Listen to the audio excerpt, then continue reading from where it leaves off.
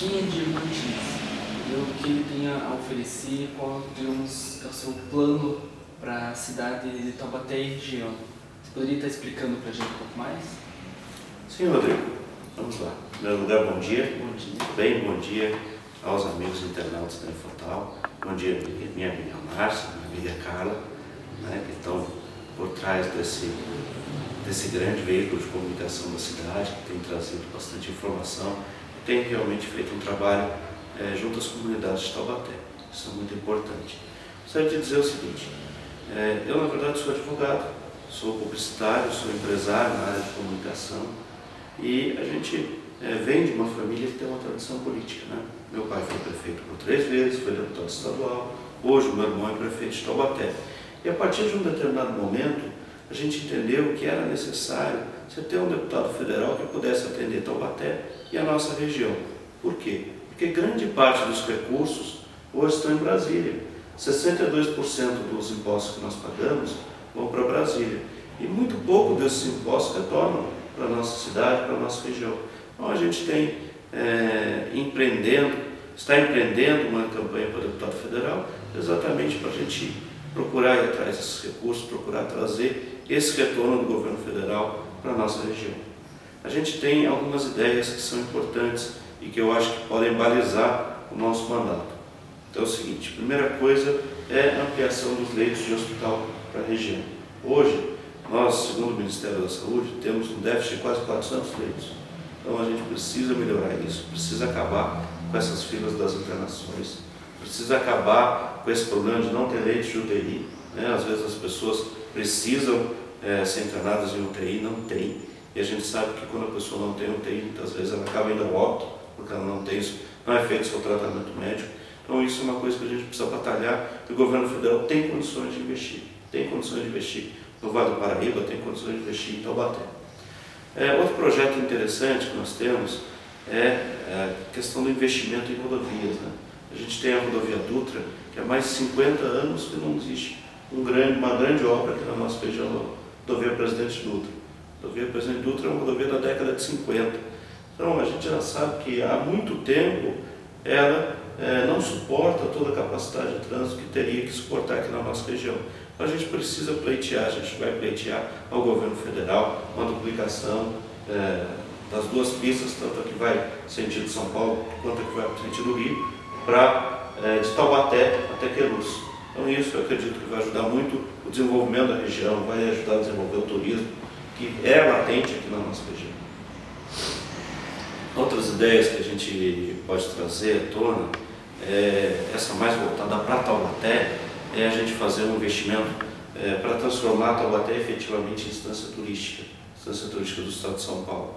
Então, nós como deputado federal podemos fazer gestão junto ao governo do Estado, junto aos deputados estaduais, para tentar que Taubaté passe a ser considerada instância turística. Nós temos um grande potencial turístico aqui. Nós temos o Monteiro Lobato, que nasceu na cidade, o sítio do Pica-Pau Amarelo, a Imaculada, que é um centro cultural, um centro irradiador cultural, já tem a festa da Imaculada. O pavão das figureiras da Imaculada é o símbolo do artesanato paulista, pouca gente sabe disso. Né? Mazzaropi fazer seus filmes aqui, nós temos Moçambique, Congada, Folha de Reis, Festa do Divino, temos um grande tropeirismo, temos um movimento tropeirismo. Aqui de Taubaté teve um movimento irradiador de bandeiras para todo o estado, para Minas Gerais. Então a gente precisa realmente resgatar essa cultura histórica, essa cultura, valorização da cultura caipira. E se a gente tiver a opção de ser instância turística, eu acredito que isso vai se desenvolver muito. A gente vai conseguir fazer um grande trabalho em Taubaté nesse sentido. Vendo que você falou que você já vem de família política, né? Seu pai, seu irmão. Qual é essa visão que você tem de família e política? Assim, porque no início seu pai ele foi prefeito, depois ele foi vereador, agora o seu irmão é prefeito. Digamos, qual foi a sua motivação a entrar na política, digamos, junto com eles? Na verdade, a gente, por estar inserido na política desde os 6 anos, a gente desenvolveu uma visão muito crítica, né? E essa visão a gente vai amadurecendo, ela vai ficando mais forte, e a gente vai desenvolvendo essa vontade, esse desejo de fazer alguma coisa para mudar as coisas. Infelizmente, o nosso Congresso Nacional é muito único, né? Nós temos 600 parlamentares lá e é um Congresso ineficaz, não faz as reformas que o Brasil precisa.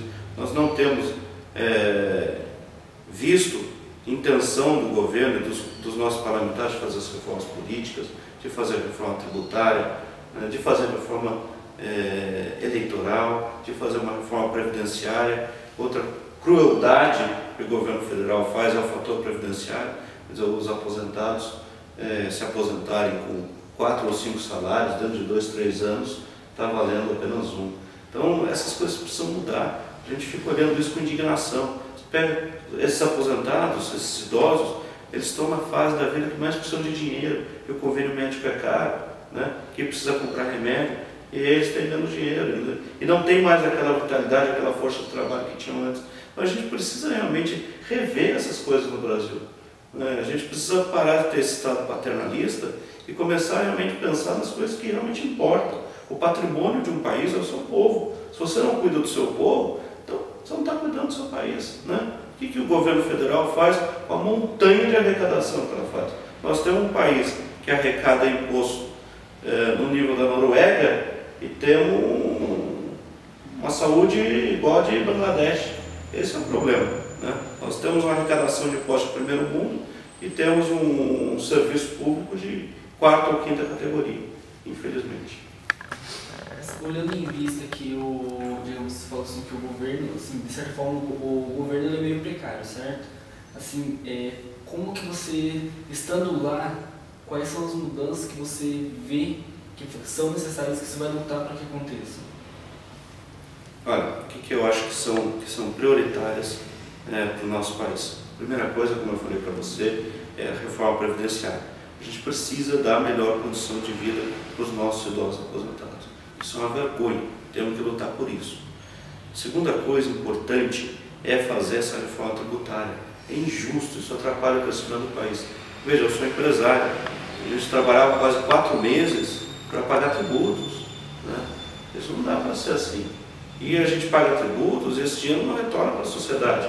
Se você precisa de uma escola de qualidade, você precisa pagar uma escola particular. Se você precisa de uma saúde de qualidade, você precisa pagar convênio médico. Se você precisa de segurança, tem que morar no condomínio fechado, senão sua casa pode ser assaltada. Então, infelizmente, os serviços públicos no nosso país são terríveis.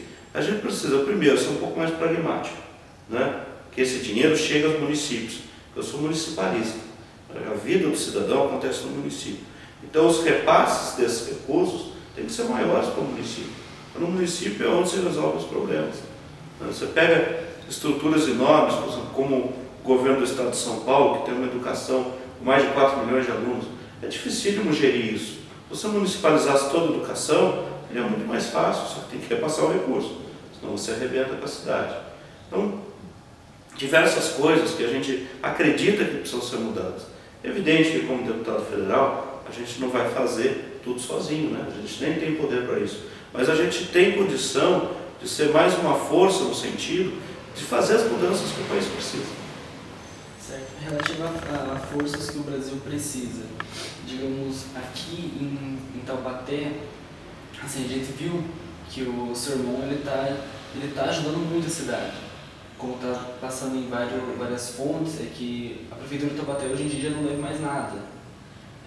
Nesse sentido, entre outras cidades, como que você vai, digamos, estar ajudando elas, no caso do Vale do Paraíba, como posso dizer, a agregar valores relativos à política para estar, digamos, acabando, mas meio que acabando com a falta de recurso da cidade? O deputado, ele é muito importante, principalmente para os municípios menores, né? É importante também para Taubaté, é importante para São José, para Jacareí, Pindamonhangaba, que são as maiores cidades do Vale, evidentemente. Mas a gente precisa dar uma atenção também para os municípios menores. Porque os municípios menores, eles têm uma capacidade de investimento menor, né? É evidente que a população menor também tem problemas menores. Mas o que a gente pode fazer como deputado é fazer uma intervenção no governo federal e ajudar esses municípios a fazer os convênios para trazer recursos. Existe muito dinheiro nos ministérios que acabam não vindo para os municípios porque eles não têm bons projetos, porque eles não têm pessoas competentes dentro das suas equipes para desenvolver projetos, para conseguir fazer esses convênios.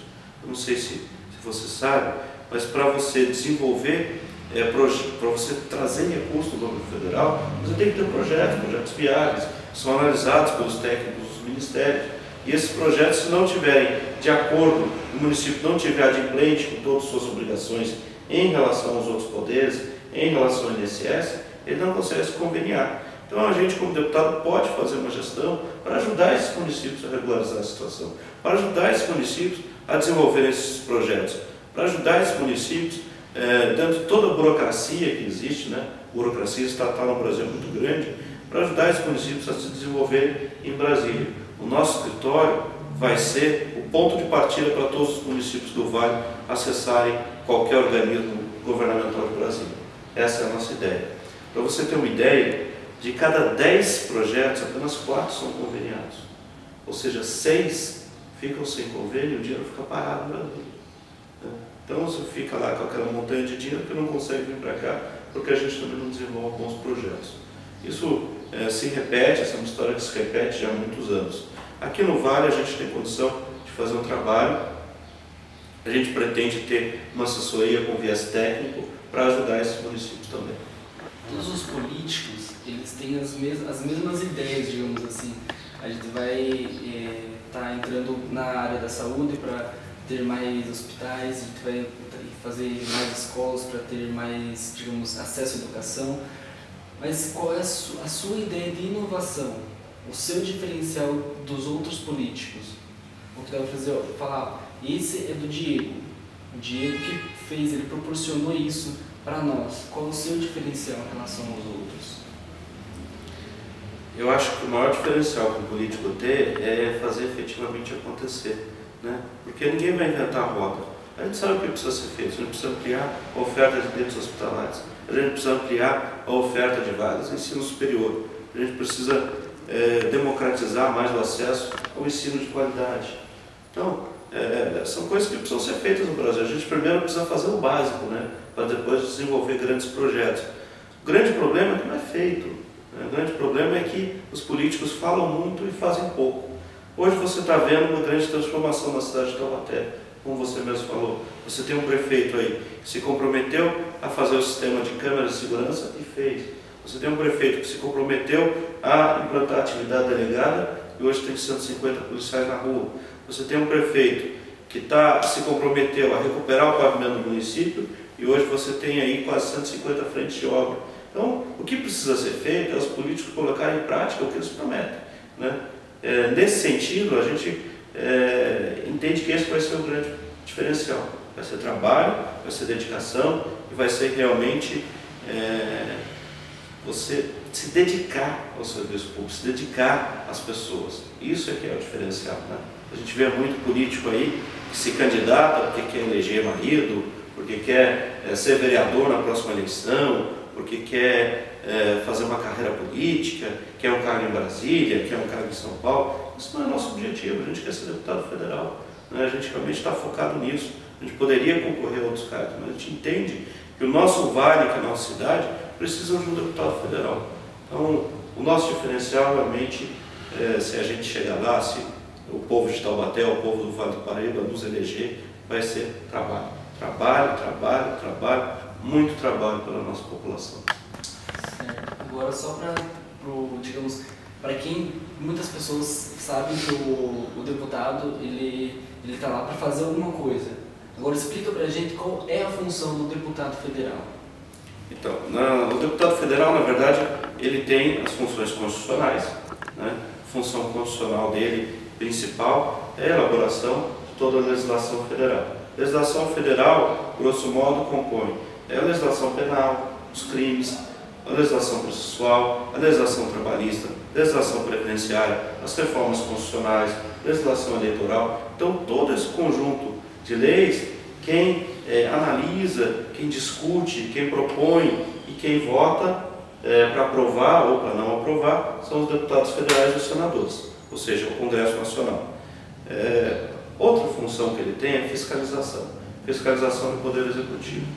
O deputado tem a obrigação de fazer essa fiscalização para ver se realmente o Executivo está despendendo os esforços em fazer o que a população precisa, se ele está fazendo os investimentos do orçamento realmente no que foi definido na lei orçamentária, para saber se existe corrupção, né, para apontar os erros do governo federal para que possam ser corrigidos.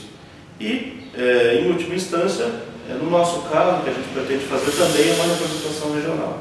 A gente pretende fazer uma representação regional, batalhar pela região metropolitana do Vale, batalhar pelas nossas 39 cidades, fazer um trabalho voltado para o desenvolvimento do Vale do Paraíba. É aqui onde a gente mora, a nossa família, é aqui onde a gente tem que desenvolver. E veja, por incrível que pareça, no Vale do Paraíba, nas nossas 39 cidades, nós somos o único representante, nós somos o único deputado federal, que é de São José dos Campos. Não está na hora de mudar essa situação. Nós temos 2.500.000 habitantes aqui, é muita gente, a gente poderia ter pelo menos 10 deputados federais. Precisa mudar isso, né? A gente precisa se conscientizar para fazer um deputado federal que possa representar Taubaté e o Vale do Paraíba. Agora, olhando mais para o lado geral, você falou que você estudou Direito, certo? Sendo um bom entendedor de leis, como você acha que está o governo federal hoje em relação às leis?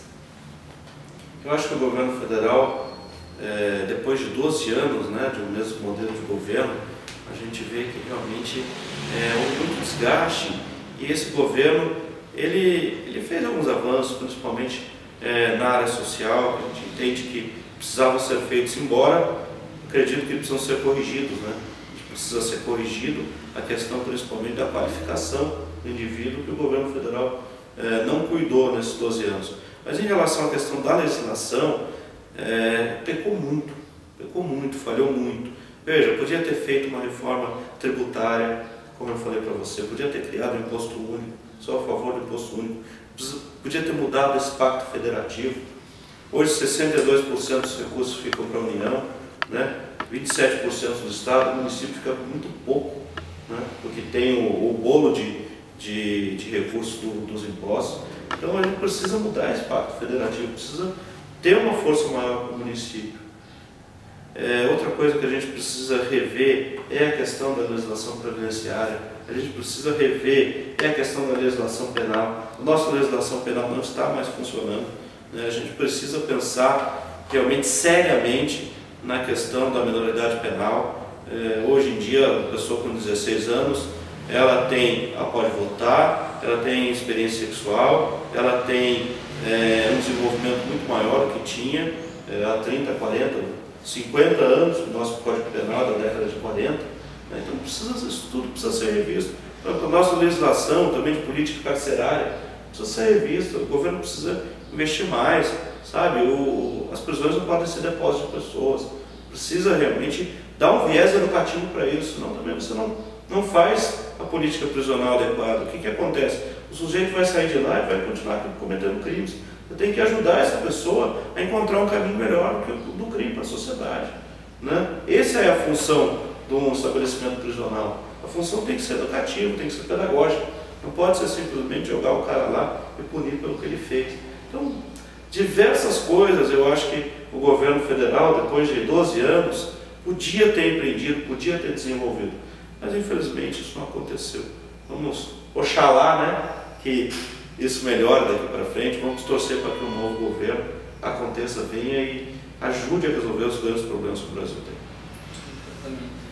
Então, a gente da Infotal, a gente agradece por essa entrevista com você. Assim, esperamos que se o seu governo mesmo ocorrer, que ele seja realmente digamos, uma inovação, essas mudanças ocorram, entendeu? Como diz nos seus flyers, a mudança é agora.